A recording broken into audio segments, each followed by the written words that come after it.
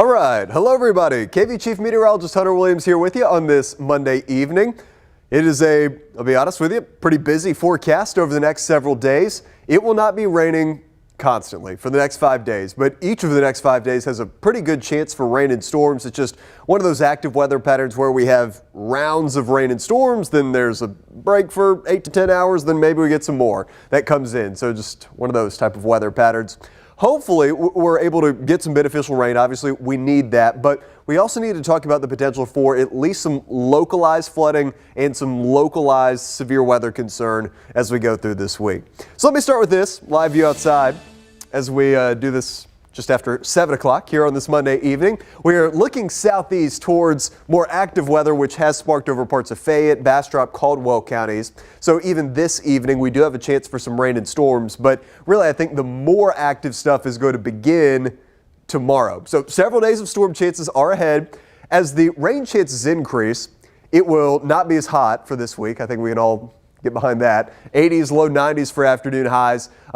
As I mentioned, flood potential and at least low-end severe weather threat is in my forecast. This is going to be kind of a consistent theme. When it's an active pattern like this and day after day you have a storm chance, what happens the next day depends on what happened the current day. So these storms, they leave behind boundaries, little areas of rain-cooled air, areas that are warmer, and that helps to spark new storms the following day. So this is where the current boundary we're watching is located.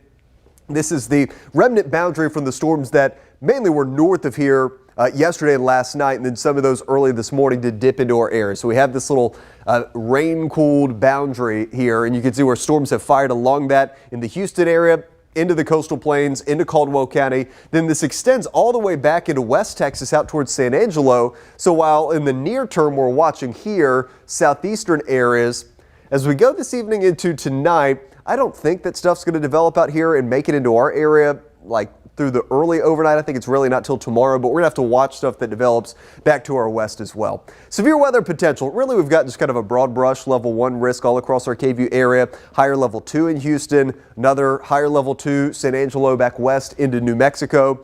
Honestly, I think the odds of severe weather in Austin, or storms at all, in Austin this evening are pretty low. I think it's mainly going to be, say, Fayette, Bastrop, Caldwell, Hayes, Blanco, Gillespie, into Mason. I think that will be the favored area, but even in Austin, look, we'll keep an eye out for things. Overall, my rain chance this evening is about 30%. Here's what's going on right now. Again, we're doing this live just after 7, so it's 7:03 right now, coming up on 7:04. There's a big severe storm, lots of lightning that's being produced just on the east side of Fayette County.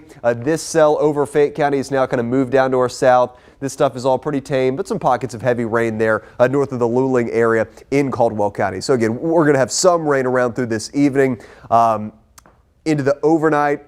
Probably mainly dry until we go late tonight into tomorrow morning. That's when a more widespread round of storms will be trying to move into our area. So speaking of the hourly forecast tomorrow, I actually see the best rain and storm potential during the first half of the day tomorrow. Early in the morning for the hill country, more so like mid to late morning as you get into the I-35 corridor in the metro, and then depending on how widespread that round is, it'll probably be more hit or miss as we get into the afternoon. But if we don't have a lot of rain early in the day, then maybe we get some more widespread stuff that develops during the afternoon and the evening. Either way, I have about a 50% rain chance in our forecast for tomorrow.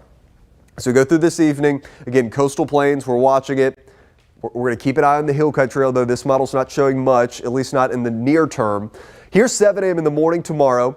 Let's keep going into about 9:30. At that point, our model says a line of strong to possibly severe storms is moving in to Llano, to Gillespie, into Mason County.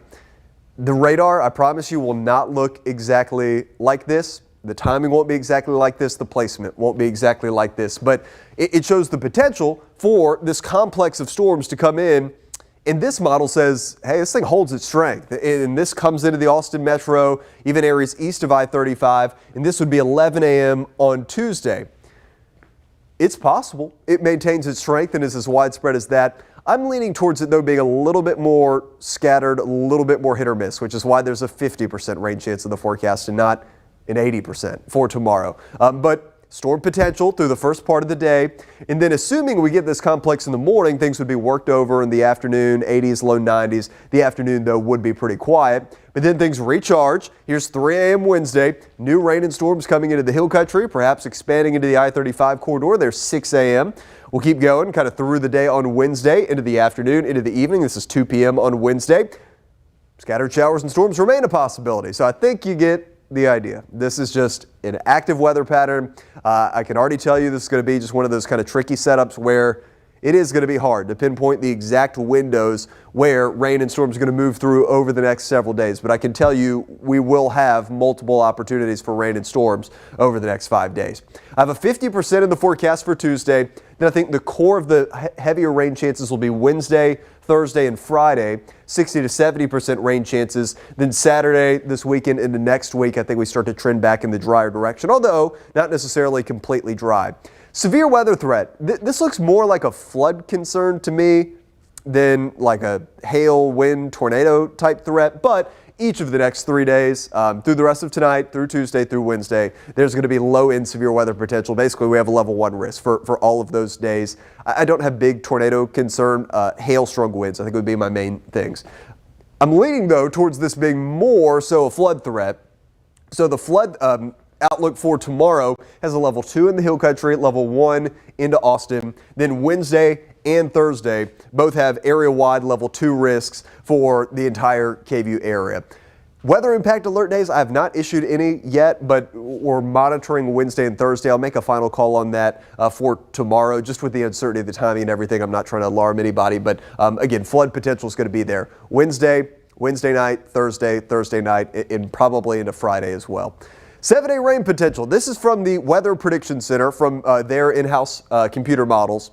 And their models are, you can see on the scale here, I turned off the numbers just because I think this is a little too high, but it's showing a lot of like 4 to 5 inch type totals. What I'm leaning towards in my forecast right now is a widespread 1 to 3. Most areas get 1 to 3 inches of rain, and pockets of 3 to 6 inches of rain. So obviously it's going to be where those pockets of 3 to 6 develop that we go from, hey, this is good beneficial rain, to, hey, now we also have that more enhanced risk for, some flooding. Here's the model comparison of both of our main computer models, the GFS model. I'll give it a second here. This will load in, but while that happens, we'll analyze the European model, which this has shifted around a little bit. It's now actually showing things slightly drier over the hill country, but then Austin and east of I-35, 5 inches or so of rain. The GFS model, these totals have come down a little bit. Honestly, this looks relatively realistic to me. Again, 1 to 3 is widespread, pockets of 3 to 6. But either way, you can see this is a wet weather pattern. It's an active weather pattern that we can tell you over the next couple of days. My forecast for tonight, I'll say it's a 30% chance for storms. That accounts for this evening and the overnight. 75 low-end potential for minor flooding or like a briefly low-end severe storm. We'll drop down to 75. Tomorrow, I have a 50% chance for storms in the forecast. That could go a little bit higher, and it's mainly for the first half of the day with a potential complex of storms coming into the hill country in the morning, mid to late morning into the early afternoon along and east of I-35, high temperature of 91. This is the 7-day forecast. On Wednesday, 89, a 60% chance for rain and storms.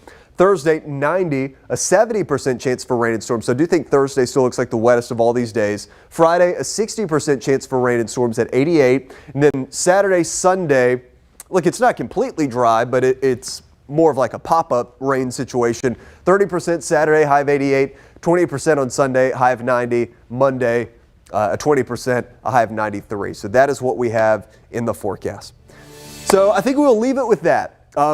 Again, if you have one takeaway, keep the umbrella with you over the next couple of days. We're going to have rounds of rain and storms. At times, some of these storms, although not all of them, but at times some of these storms could be strong to severe, mainly a hail and strong wind threat. And then especially as we get later into the week and things get more and more saturated, Wednesday, Thursday, Friday are going to have some sort of risk for some localized flooding and potentially maybe a more significant risk, especially if some of those models like what the European model is showing, if that ends up being the case. So we will keep you posted as we go through the next couple of days. I'm going to take a quick break here for the next 2-3 hours. Then we'll do our newscast at 10 o'clock. I'll have some fresh model data for you.